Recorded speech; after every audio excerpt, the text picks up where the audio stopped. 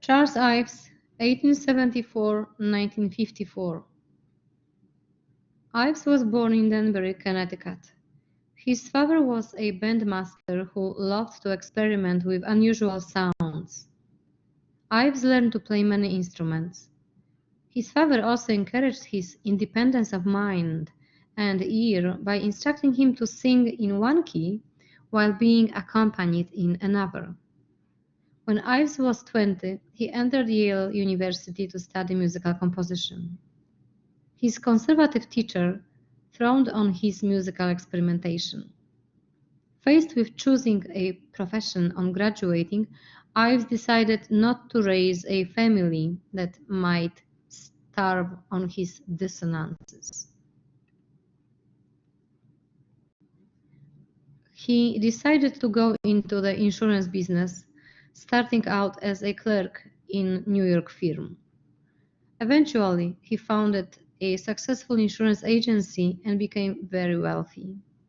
Ives, as a creative businessman, invented the concept of estate planning and wrote a textbook widely used by insurance agents.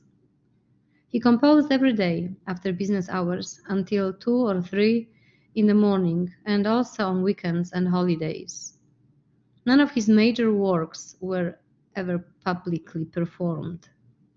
When he played his music for other musicians, they were saying, "That's not music. It makes no sense. How can you like horrible sounds like that?" They urged him to compose more conventionally, but his wife, Harmony, believed in his talent and supported his refusal to compromise. During the years of World War I, Ives didn't compose. He said, "I did not seem to feel like it." Just before the end of the war, Ives at age 44 had a heart attack from which he never completely recovered. He composed almost nothing after 1921. Instead, he began to make his compositions known to the public. From 1920 to 1922, Ives privately published his monumental Concord Sonata for piano, his explanatory essays before a sonata, and his collection of 114 songs, and sent them to musicians, critics, and libraries. At first, they aroused little more than ridicule. Gradually, young composers and performers recognized that Ives was enormously original. In 1939, when Ives was 64, his Concord Sonata received an ovation at its first premiere in New York. By the 1940s, many thought Ives to be the first great composer from the United States.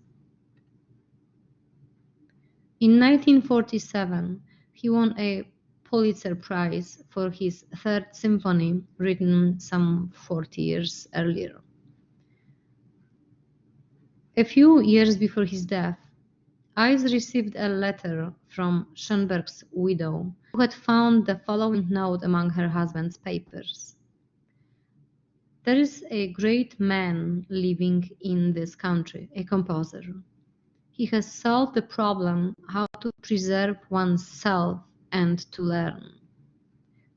He responds to negligence by contempt. He is not forced to accept praise or blame. His name is Ives." Ives's music. His compositions are deeply rooted in the folk and popular music that he knew as a boy. He brought back tunes of hymns and ragtime, village bands and church choirs, patriotic songs and barn dances. Ives used folk tunes and applied them in irregular rhythms and asymmetrical melodies. His polyrhythms, polytonality, and tone clusters grew out of the music he knew. Even the titles of his works evoke Ives's New England heritage. The second piano sonata is subtitled Concord, Massachusetts, 1840-60.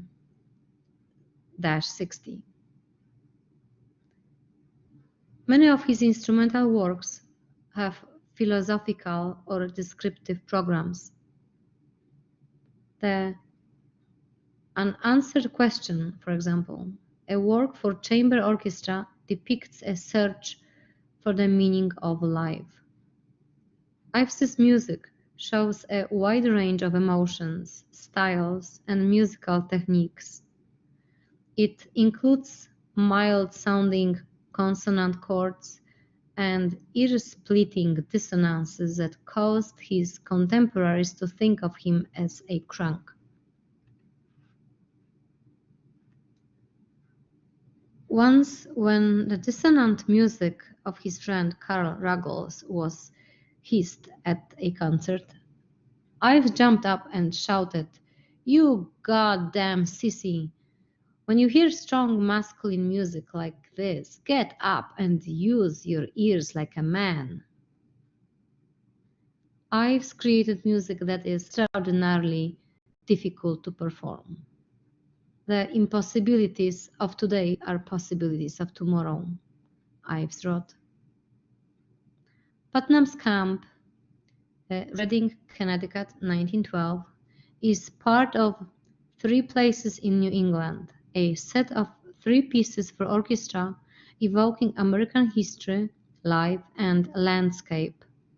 Today, it is one of Ives's most popular works, and it is considered a landmark in American music.